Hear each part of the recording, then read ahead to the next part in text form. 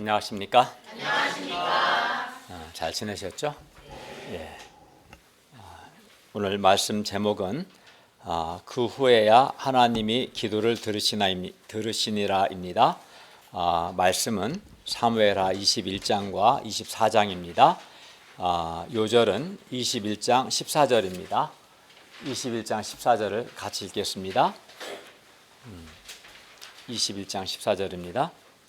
예, 시작. 사울과 그의 아들 요나단의 뼈와 함께 베냐민 땅 셀라에서 그의 아버지 기스의 묘에 장사하되 모두 왕의 명령을 따라 행하니라. 그 후에야 하나님이 그 땅을 위한 기도를 들으시니라. 예, 기도하겠습니다. 은혜로우신 주님, 오늘도 우리가 살아계신 성부 하나님, 성자 하나님, 성령 하나님을 예배하게 해주셔서 감사합니다. 저희가 드리는 예배가 하나님을 기쁘시게 하고 하나님께 감사하며 하나님을 찬송하는 예배가 되게 해주십시오. 또 하나님의 은혜를 간절히 사모하는 겸비한 마음으로 하나님을 예배하게 해주시고 주께서 주시는 죄 용서와 말씀의 은혜를 풍성하게 누리도록 도와주십시오. 예수님의 이름으로 기도하였습니다. 아멘. 오늘 말씀은 다윗과 이스라엘이 어떻게 위기를 극복하고 하나님의 복을 받게 되었는가, 그리고 다윗과 이스라엘이 언제 위기를 맞게 되었는가를 가르쳐 줍니다. 오늘 말씀을 통해서 우리가 하나님의 복을 받고 우리가 형통하기 위해서 어떻게 해야 하는가 배울 수 있기를 기도합니다. 제1장 사울의 피 흘린 죄 21장 말씀입니다. 21장 1절을 보십시오. 여호수아서 다음에 있습니다. 예. 다윗의 시대에 해를 거듭하여 3년 기근이 있었습니다. 3년 동안 기근이 계속된다는 것은 나라의 큰 위기입니다. 그래서 다윗은 왜 3년 동안 기근이 계속되는지 여호와 하나님 앞에 간구했습니다. 21장 1절 하반절을 보십시오.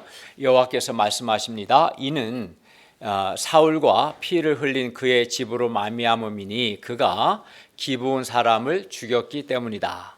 여호수아가 가나안 땅을 정복할 때 기브온 사람들을 죽이지 않겠다고 여호와의 이름으로 맹세했습니다. 그런데 사울이 여호와의 이름으로 한 맹세를 지키지 않고 기브온 사람들을 죽인 겁니다. 그래서 여호와 하나님께서 다윗 시대에 3년 기근이 있게 하신 겁니다.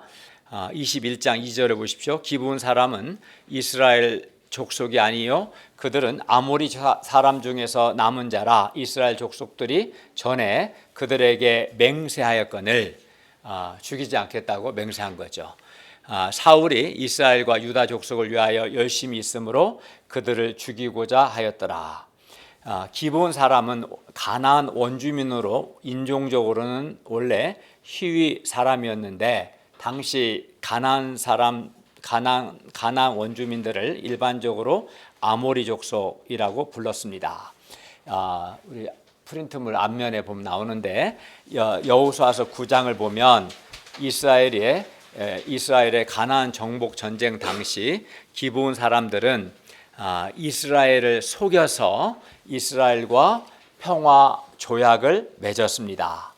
당시 이스라엘은 자기들이 속은 것을 알았으나 여호와 하나님의 이름으로 한 맹세였기 때문에 맹세를 지켰습니다. 즉 기브온 주민들을 살려준 겁니다. 이것이 오늘 21장 2절 상반절 기브온 사람은 이스라엘 족속이 아니요 그들은 아모리 사람 중에서 남은 자라는 뜻입니다. 그들이 어떻게 남게 되었는가를 이야기한 거예요.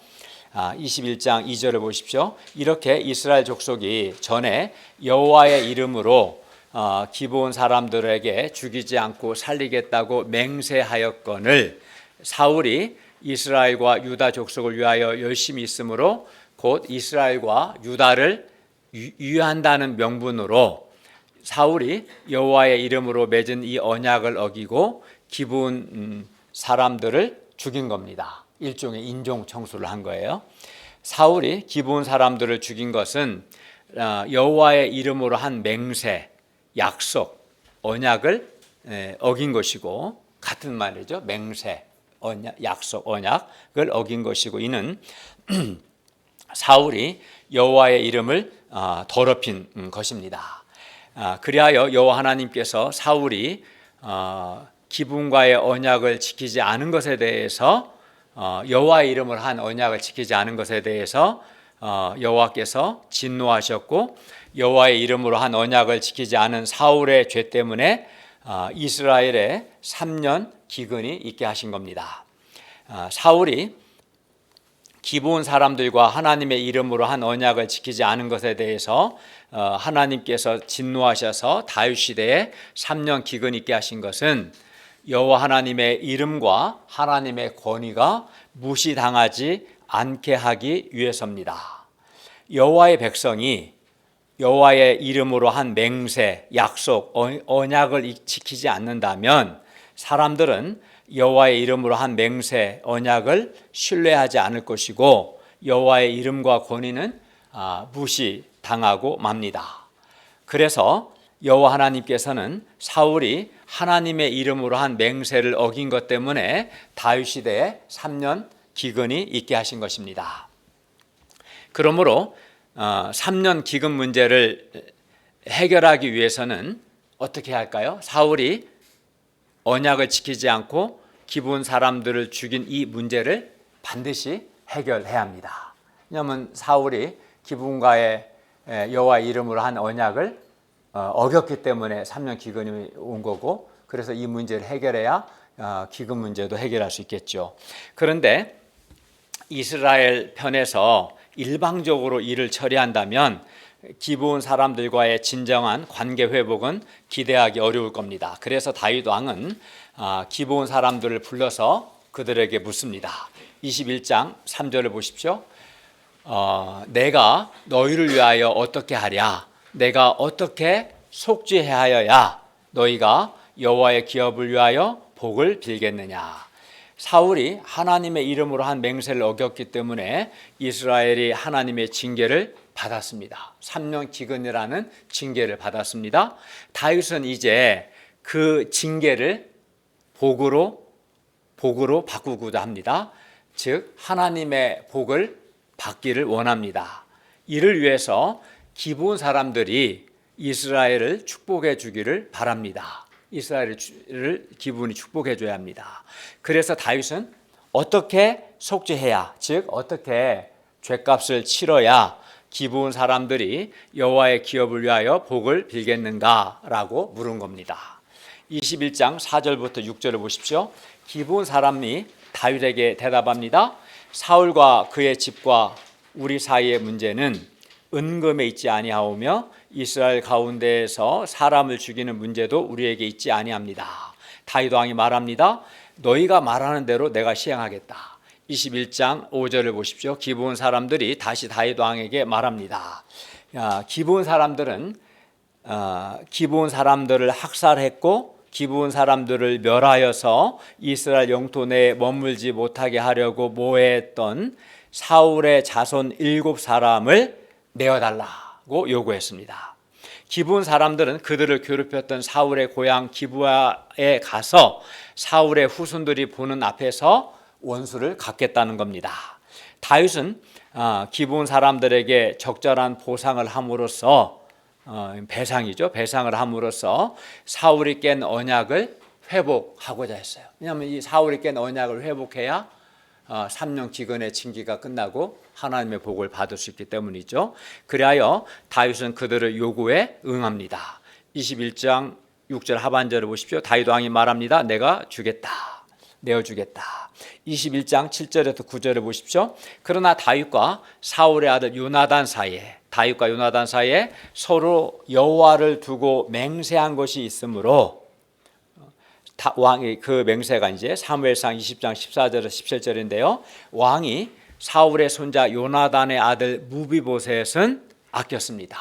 다윗은 요나단과의 언약을 지키기 위해서 무비보셋은 내어주지 않았어요.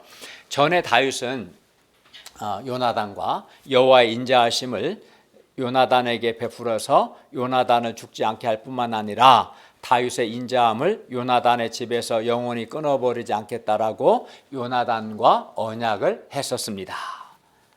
다윗은 여호와를 두고 한 요나단과의 맹세 때문에 요나단의 아들 무비보셋은 보호했습니다. 다윗 왕이 이에 아야의 딸 리스바에게서 난 자 곧 사울의 두 아들인 알모니아와 무비보셋과 사울의 딸 메랍에게서 난 자 다섯 아들을 붙잡아서 그들을 기브온 사람의 손에 넘겨 주었습니다. 이렇게 7명을 기브온 사람이 그들을 산 위에서 여호와 앞에 목매어 달매 그들 7사람이 그날 동시에 죽었습니다. 죽은 때는 곡식 빼는 첫날 곧 보리를 베기 시작하는 때였습니다.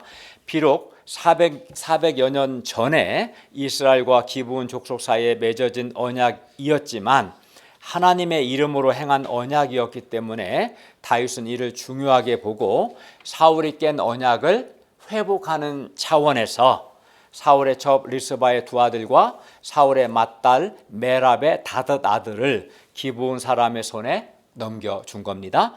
21장 10절을 보십시오. 아야의 딸 리스바가 굵은 배를 가져다가 자기를 위하여 바위에 펴고 곡식 베기 시작할 때부터 하늘에서 비가 시체에 쏟아지기까지 그 시체에 낮에는 공중의 새가 앉지 못하게 하고 밤에는 들짐승이 범하지 못하게 했습니다.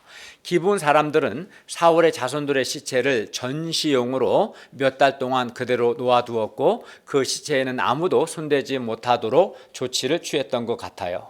사울의 첩 리스바는 사울의 자손 7명이 처형된 날부터 가을비가 올 때까지 약 6, 7개월 동안 자리를 뜨지 않고 밤낮으로 낮에는 새들을 쫓고 밤에는 들짐승을 쫓아서 시체를 지켰습니다. 21장 9절에 보리 베기 시작하는 때를 양력 한 4, 5월경으로 21장 10절에 하늘에서 비가 시체에 쏟아지기까지를 이스라엘에서 우기의 시작인 9월에서 10월로 본다면 리스바는 6개월 정도 시체를 지킨 겁니다. 21장 11, 12절을 보십시오. 이에 아야의 딸 사울의 첩 리스바가 행한 일이 다윗에게 알려짐에 다윗이 가서 사울의 뼈와 그의 아들 요나단의 뼈를 길르앗 야베스 사람에게서 가져가니, 그러니까 다윗이 길르앗 야베스에 간 거죠. 그래서 사울의 뼈와 요나단의 뼈를 길르앗 야베스 사람에게서 가져가니 이는 전에 블레셋 사람들이 사울을 길보아에서 죽여 블레셋 사람들이 벳산 거리에 매단 것을 길르앗 야베스 사람들이 가만히 가져온 것입니다. 사울과 요나단을 포함하여 사울의 세 아들은 블레셋과의 전투에서 죽임을 당했습니다. 블레셋 사람들은 그들의 시체를 요단 서편에서 기업을 받은 므낫세 지파의 땅인 벳산 성벽에 못 박았어요.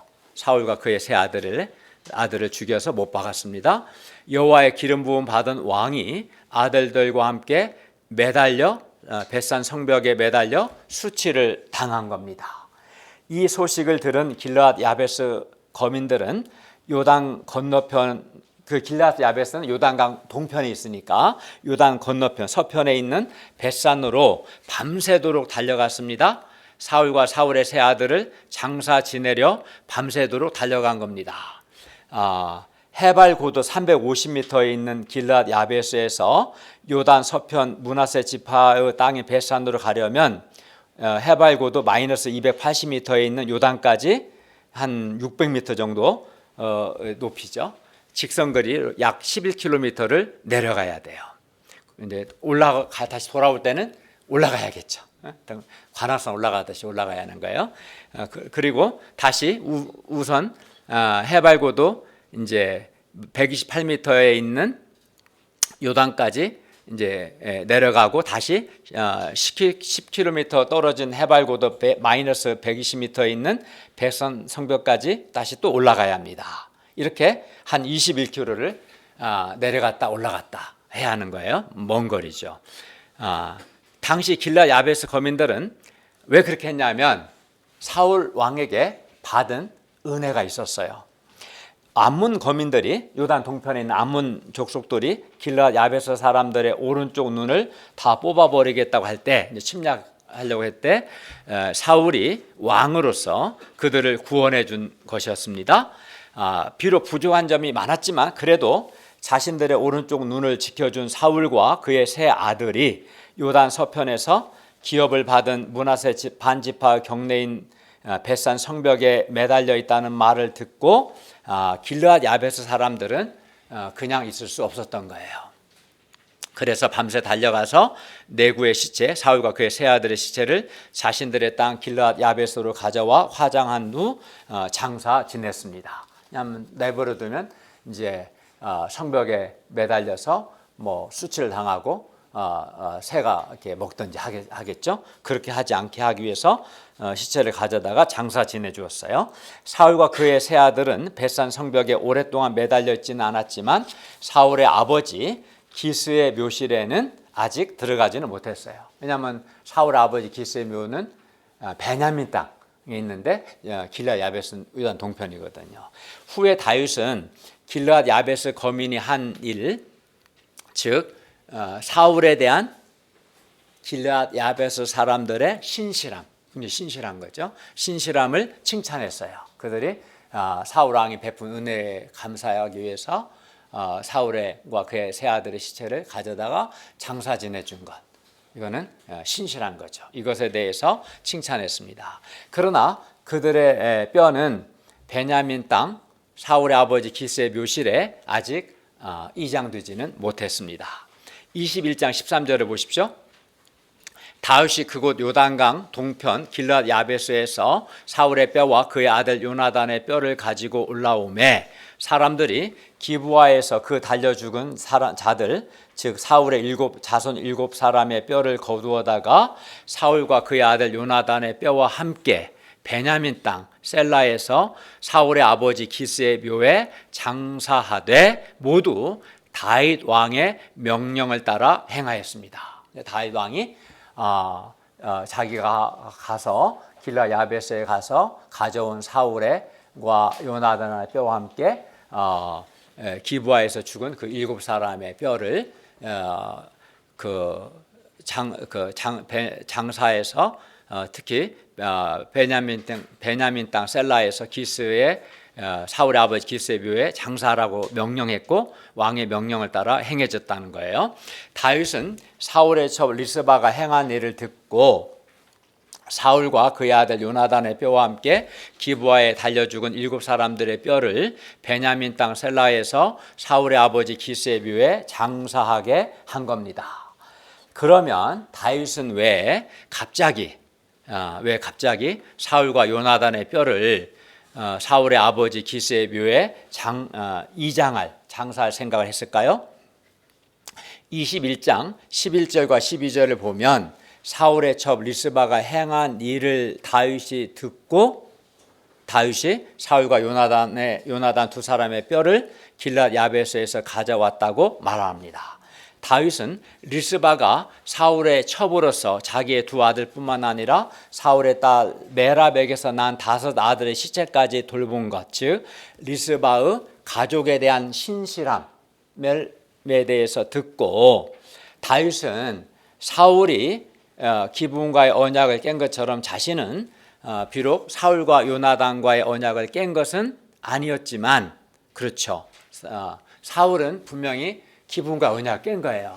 다윗은 언약을 깬 건 아니었지만 자기에게 사울과 언약, 요나단과의 언약에 있어서 다윗 자기에게 부족함이 있었다는 것을 깨닫게 된 거예요. 리스바의 행위를 듣고. 그 부족함이란 다름 아니라 사울과 요나단의 뼈를 그들의 조상의 묘에 아직 장사하지 않았던 거예요. 내가 이걸 해줬어야 하는데 해주지 못했구나, 이것을 깨닫게 된 것이죠. 그리하여 다윗은 리스바의 소식을 듣자마자 몸소 길르앗 야베스 땅으로 가서 사울과 요나단의 뼈를 가져다가 사울의 아버지 기스의 묘에 장사하게 한 것입니다. 리스바 입장에서 생각해 보면 남편 사울 왕은 전쟁에서 죽고 정권은 바뀌었죠. 사울에서 다윗으로. 또 그런데 자기 두 아들 알모니와 무비보셋과 함께 숨도 한번 크게 쉬지 못하고 살았을 리스바에게 청천벽력과 같은 소식이 들린 겁니다. 자신의 두 아들이 기브온 사람들에 의해 기브아에서 매달려 죽어야 한다는 소식입니다. 아마 리스바 입장에서는 하늘이 무너지는 것 같았을 겁니다. 그러나 리스바는 자식들의 시체를 지킵니다. 비록 매달려 죽었지만 짐승 밥은 되지 않게 하려고 지킵니다. 그런데 자기 아들들의 시체 옆에 5구의 다른 시체가 있습니다. 사울의 본처가 낳은 메랍의 아들들의 시체입니다. 두 아들의 시체만 지켰다면 좀 덜 힘들었을 텐데, 비록 더 힘들었지만 자기의 두 아들뿐만 아니라 다른 다섯의 시체까지 지켜주었습니다. 길르앗 야베스 사람들처럼 리스바도 아들들과 다른 희생자들의 시신을 매장할 수 있도록 하기 위해서 모든 노력을 기울인 겁니다. 다윗은 리스바가 7구의 시체 모두를 지킨 것을 듣고 자신이 사울이 기브온과의 언약을 깬 것처럼 자신이 사울과 요나단과의 언약을 깬 것은 비록 아니지만 사울과 요나단과의 언약에 있어서 자기에게 부족함이 있었음을 깨달았던 겁니다. 다윗은 사울을 장사 지내준 길르앗 야베스 사람들에게 잘했다고 복을 빌기도 했었고, 또 요나단과의 언약을 맹세를 지키려고 요나단의 아들 무비보셋을 왕자 중 하나처럼 대접하기도 했었습니다. 그러나 사울과 요나단의 뼈가 아직 자기 조상의 묘에 들어가게 하는 것에 있어서는 사울과 요나단과의 언약에 있어서 내가 부족했구나, 내가 이 점에서는 신실하지 못했구나 라고 생각했던 것입니다. 그리하여 다윗은 리스바가 한 일을 듣자마자 사울과 요나단의 뼈를 사울의 아버지 기스의 묘에 장사하기 위해서 사울과 요나단의 뼈를 가지러 예루살렘에서 먼 길르앗 야베스까지 내려갔습니다. 예루살렘에서 길르앗 야베스까지는 90km가 넘는 굉장히 먼 길입니다. 예루살렘에서 길르앗 야베스까지는 해발고도 700m에서 마이너스 300m까지 1000m를 내려가야 돼요. 다시 돌아올 때는 1000m를 올라와야지. 예루살렘은 고지대에 있거든요. 그리고 다시 해발고도 350m를 올라가야 하는 길이었지만 다윗은 사울과 요나단의 뼈를 가지러 길르앗 야베스로 갔습니다. 그리하여 다윗은 사울이 기브온 사람들을 죽임으로 기브온과의 언약을 지키지 않은 문제를 이제 7사람을 내어줌으로써 사울이 언약을 지키지 않은 문제를 해결했을 뿐만 아니라 사울과 요나단의 뼈가 사울의 아버지 기스의 묘에 장사되게 명령함으로써 사울과 요나단과의 언약도 다윗은 신실하게 잘 지켰습니다. 그리고 이렇게 다윗이 사울과 그의 아들 요나단의 뼈를 사울의 아버지 기스의 묘에 장사했을 때, 오늘 21장 14절 하반절을 보면 하나님께서 비로소 그 땅을 위한 기도를 들어주셨습니다. 21장 14절을 보십시오. 그 후에야 하나님이 그 땅을 위한 기도를 들으시니라. 하나님께서 그 땅 이스라엘을 위한 기도를 들으신 시점이 사울의 자손 7 아들을 기브아에 목매어 달았을 때가 아니라 다윗이 사울의 자손 7사람의 뼈와 사울과 그의 아들 요나단의 뼈를 길르앗 야베스에서 가져다가 사울의 아버지 기스의 묘에 장사하였을 때였습니다. 그때 하나님이 그 땅을 위한 기도를 들으셨어요. 그때 비로소 하나님께서 그 땅을 위한 기도를 들어주셨습니다. 이는 하나님과의 언약이든 사람과의 언약이든 여호와의 이름으로 한 언약을 지키는 것, 언약에 신실하는 것이 매우 중요함을 우리에게 가르쳐 줍니다. 그러니까 사울이 깬 언약을 회복하고, 또 다윗이 잘했지만 그의 부족한 점을 이렇게 보충해서 사울과 요나단과 언약을 신실하게 다 잘했을 때, 그때 하나님께서 그 땅을 위한 기도를 들어주셨어요. 사울은 여호와 이름으로 맹세한 언약을 깨뜨렸고, 다윗은 사울이 깬 언약을 회복시켰습니다. 사울 왕은 기브온 사람과의 언약을 깨뜨림으로써 백성들을 3년 기근이라는 도탄에 빠뜨렸을 뿐 아니라 자신의 집안까지 망하게 했습니다. 7 아들을 자기 자손을 내어주었으니까요. 반면 다윗이 기브온과 깨어진 언약을 다시 회복하였을 뿐만 아니라 사울과 또 요나단과의 언약을 신실하게 잘 지켰습니다. 그러자 하나님께서 그 땅을 위한 기도를 들으셨습니다. 그리하여 3년 기근 문제가 해결되었습니다. 우리는 이를 통해 하나님께서는 우리가 하나님과의 언약, 또 사람과의 언약을 잘 지키는 것, 언약에 신실하는 것을 매우 중요하게 여기신다는 것을 배울 수 있습니다. 우리가 하나님과 맺은 언약, 사람과 맺은 언약에 신실할 때 하나님께서 우리의 기도를 들으시고 우리에게 복을 주십니다. 그러므로 우리가 언약을 잘 지키는 언약에 신실한 사람들이 될 수 있기를 기도합니다.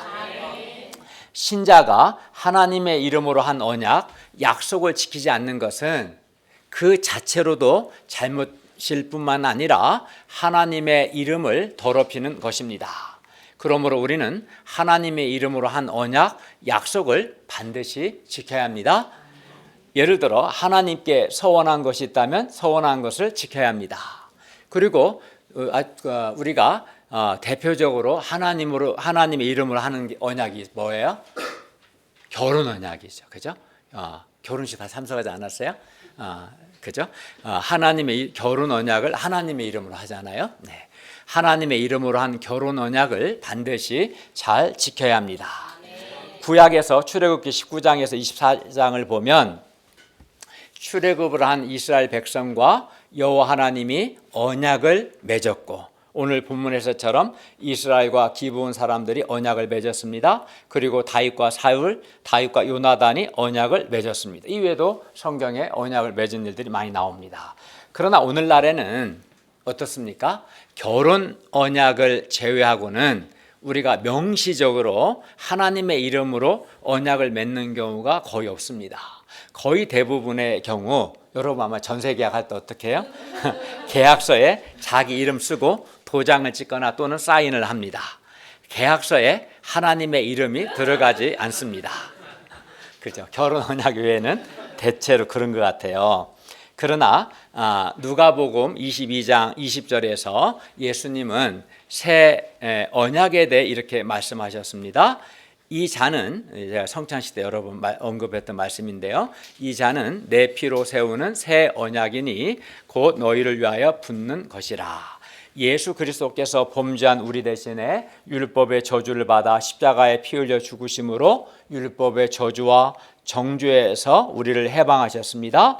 예수님께서 십자가에서 피 흘려 죽으심으로 우리의 죄악을 담당하셨습니다. 그리하여 우리는 예수님께서 나를 사랑하사 나에게 죄사함과 영생을 주시기 위해서 십자가에서 살이 찢기시고 피 흘려 죽으신 것을 믿음으로, 예수님의 피로 세운 새 언약의 은혜를, 새 언약의 은혜는 죄 용서 영생인데, 새 언약의 은혜를 누리고 또 뿐만 아니라 하나님의 새 언약 백성이 됩니다. 이 예수를 믿음으로 새 박은찬 눈을 뜨세요. 하나님의 새 언약의 은혜를 누리고 또 하나님의 새 언약 백성이 되는 거죠. 그러므로 예수님을 믿는 우리는 하나님의 새 언약 백성이고, 또 우리 교회는 새 언약 백성들의 공동체입니다. 따라서 하나님의 새 언약 백성된 우리에게 하나님의 새 언약 공동체인 이 교회에서 하나님과의 관계에서나 동료 신자들과의 관계에서 신실함이 요구됩니다. 우리는 언약 공동체에 있기 때문에 언약적 신실함이 하나님과의 관계에서나 사람과의 동료 신자들의 관계에서 언약적 신실함이 요구돼요. 예를 들어 하나님과의 관계에서 우리는 하나님의 구원의 은혜에 감사하여 우상 숭배하지 않고 겸손과 감사로 하나님만을 섬기고 하나님의 은혜를 감당해야 합니다. 이것이 하나님의 새 언약 공동체인 교회에서 우리에게 요구되는 신실함입니다. 우리에게 요구되는 신실함입니다. 그리고 우리는 동료 신자들과의 관계에서 예를 들어 예를 든다면 한강교회 책임 목자의 목사인 저는 말씀의 봉사자로서 매주 하나님의 말씀으로 여러분을 충성되게 섬겨야 하고, 하나님의 말씀에 기초해서 때로는 격려와 위로로, 때로는 책망으로 여러분의 영혼을 돌봐야 합니다. 물론 여기에 수고가 요구됩니다만 이것이 언약 공동체인 교회에서 저에게 요구되는, 하나님이 저에게 요구하시는 신실함입니다. 여러분은 하나님의 세움받은 지도자에게 감사와 존경과 순종의 마음을 가져야 하고, 또 서로에 대해서 관심과 돌봄과 사랑을 실천해야 합니다. 물론 여기에도 많은 사랑의 수고가 요구됩니다만 이것이 언약 공동체인 교회에서 우리에게 요구되는, 하나님께서 요구하시는 신실함입니다. 그리고 우리가 이렇게 언약 공동체 안에서 서로에게 신실할 때 하나님께서 우리의 기도를 들으시고 우리에게 복을 주실 것입니다. 우리가 하나님의 새 언약 공동체인 교회에서 하나님께 대하여 그리고 서로에 대하여 신실할 수 있기를 기도합니다.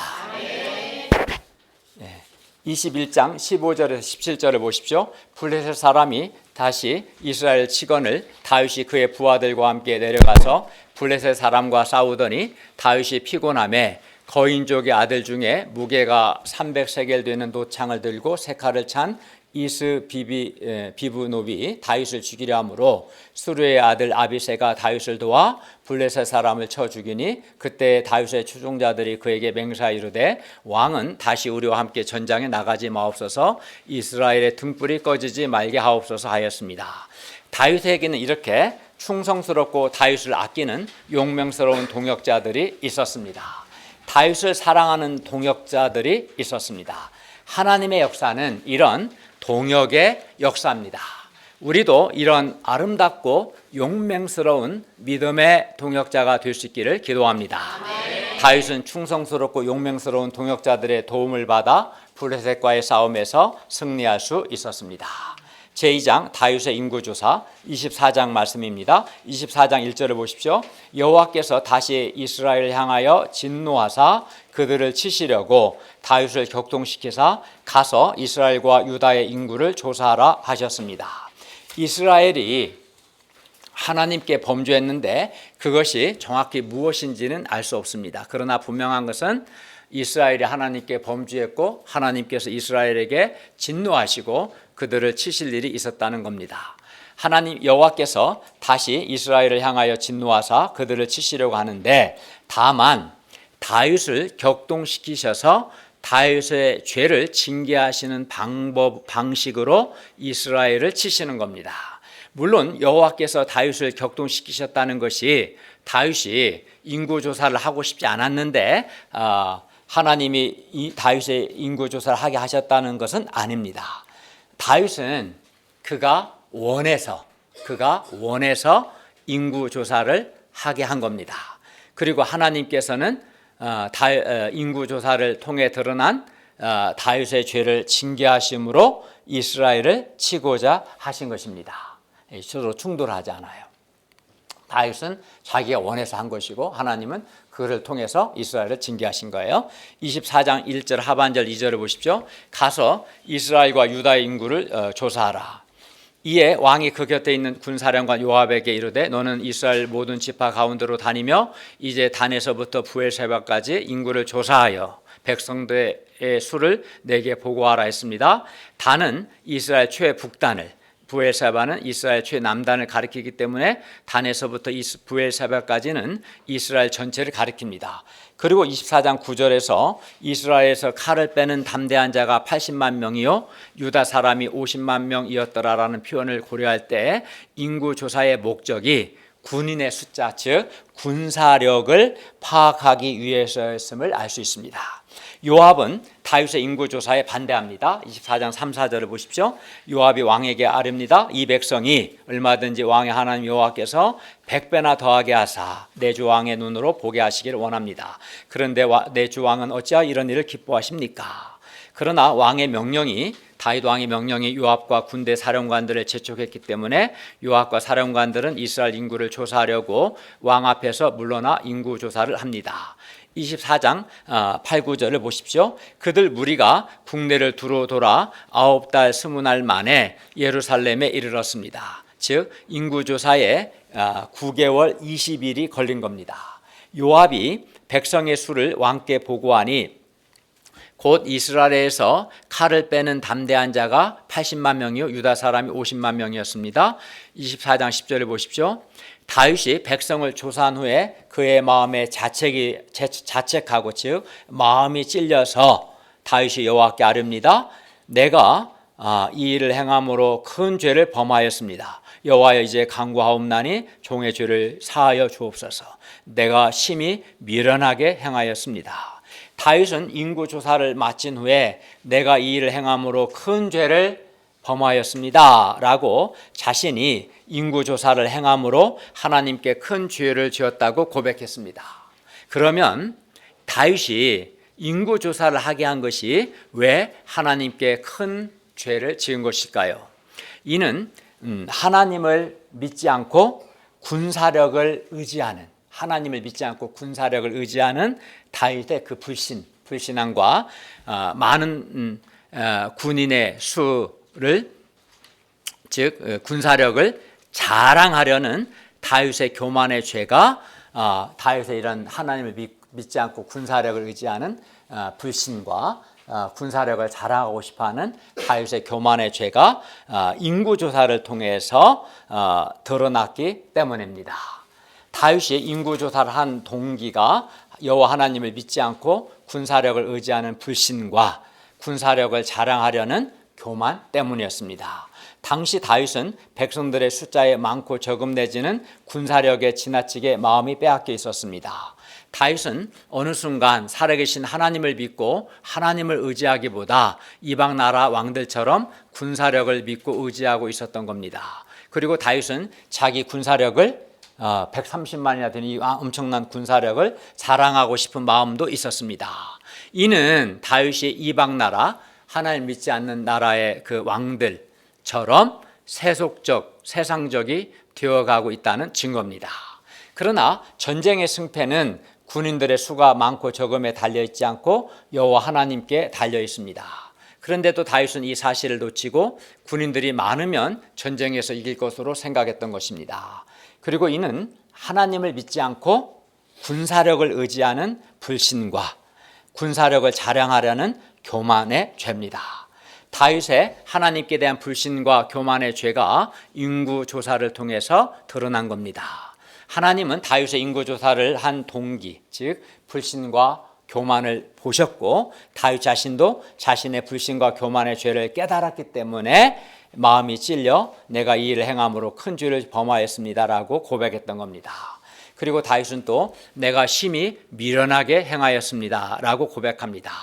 하나님께 대한 불신과 교만은 심히 미련한 짓입니다. 우리도 다윗처럼 하나님을 믿지 않고 인간 조건이나 인간적인 능력이나 인간적인 것을 의지한다면 그것은 불신의 죄요. 인간 조건이나 인간적인 능력이나 인간적인 것들을 자랑한다면 그것은 교만의 죄입니다. 그리고 우리도 여호와 하나님께 큰 죄를 짓는 것이고 이것은 미련한 것입니다. 그러므로 우리가 하나님을 믿지 않고 하나님을 의지하지 않고 인간 조건이나 인간적인 능력이나 인간적인 것들을 의지하거나 자랑하는 불신과 교만의 죄를 짓지 않고 살아계신 하나님을 믿고 의지하고 하나님만을 자랑할 수 있기를 기도합니다. 24장 11절에서 13절을 보십시오. 다윗이 아침에 일어날 때 여호와의 말씀이 다윗의 선견자 된 선지자 갓에게 임하여 이르십니다. 가서 다윗에게 말하기를 여호와께서 이와 같이 말씀하시기를 내가 너에게 세 가지를 보이노니 너를 위하여 너는 그 중에서 하나를 택하라. 내가 그것을 너에게 행하리라 하셨다 하라. 갓이 다윗에게 이르러 묻습니다. 왕의 땅에 7년 기근이 있을 것입니까? 아니면 혹은 왕의 원수에게 쫓겨 석 달 동안 그들 앞에서 도망하실 것이니까 혹은 왕의 땅에 사흘 동안 전염병이 있을 것이니까 왕은 생각하여 보고 나를 보내신 하나님에게 무엇을 대답하게 하소서.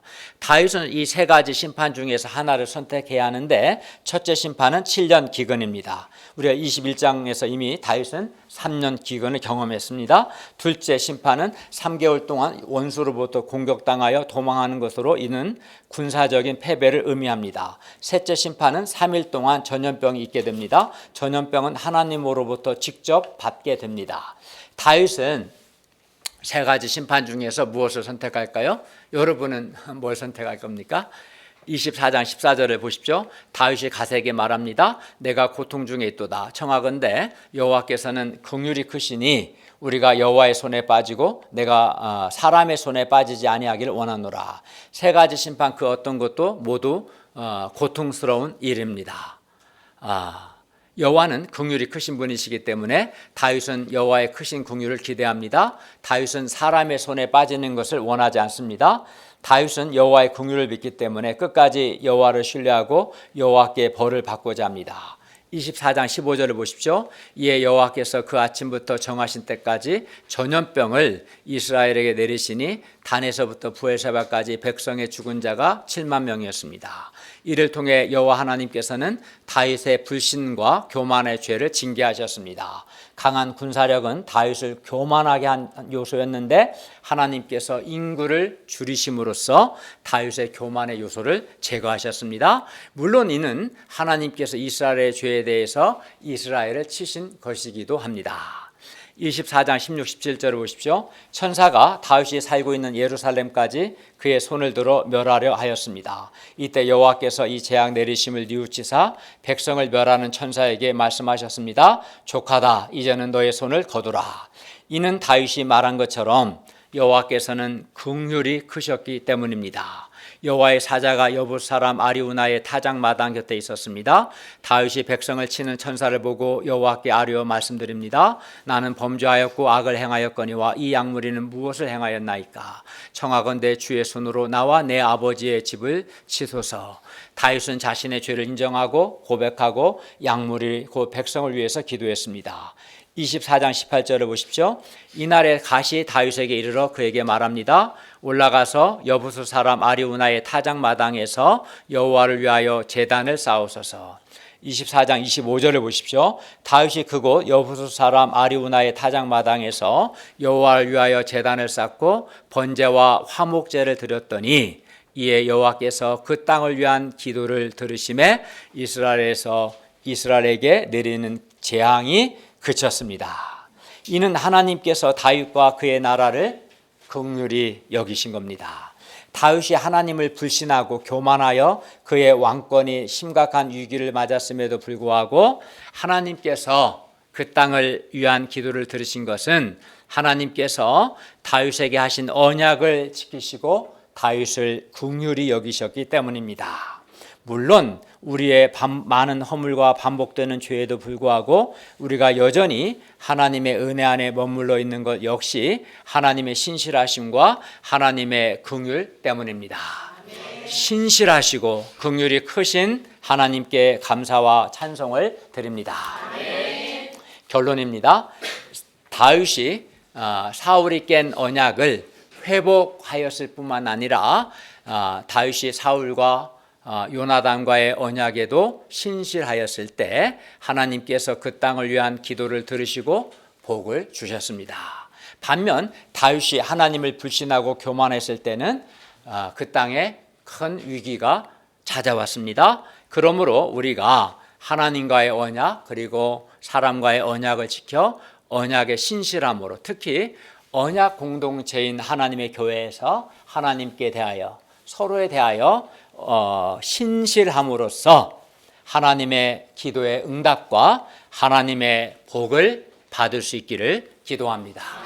물론 언약에 신실하기 위해서는 수고가 필요합니다. 리스바가 가족적 신실함을 하기 위해서 6개월 전후 많은 수고했고요.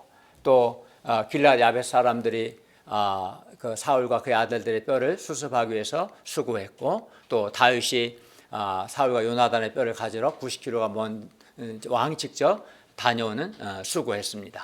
그러나 언약의 신실했을 때 하나님께서 기도를 들으시고 복을 주셨습니다. 우리가 수고를 통해서 하나님과의 관계에서 서로의 관계에서 하나님께서 각 사람에게 요구하는 언약적 신실함이 있습니다. 그 신실함을 지켜야 합니다. 그때 하나님이 우리의 기도를 들으시고 우리에게 복을 주실 것입니다.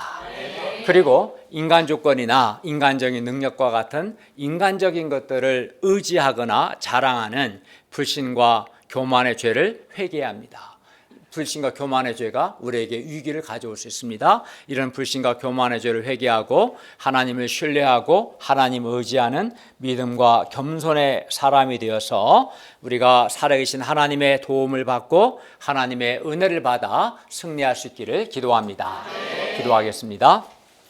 하나님 아버지, 오늘 말씀 통해서 언약의 신실한 것이 매우 중요함을 가르쳐 주셔서 감사합니다.